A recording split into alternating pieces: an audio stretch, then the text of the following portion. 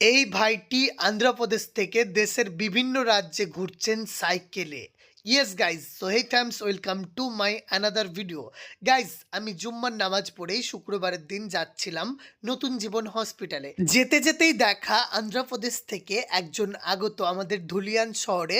উনি আবার প্রত্যেকটা দেশের রাজ্যে ঘুরে বেড়াচ্ছেন সাইকেলে করে। সো উনি দেখে আমাকে লাইক করলেন। তারপরে আমি যাচ্ছিলাম ডাকবাংলার দিকে অটোতে চেপে।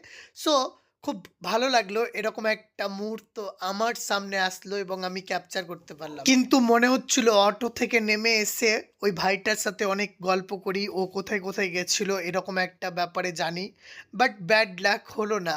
সো ফাইনালি আমি চলে এলাম ডাক বাংলা থেকে আমি চলে গেলাম ভাসাই পাইকোর। একটা ল্যাব ওপেনিং ছিল সেখানে। সেখানে উপস্থিত ছিলেন নতুন জীবন হসপিটালের কর্ণধার ডক্টর সাবির আলী মহাশয় এবং বিশিষ্ট ভদ্র মহোদয়গণ।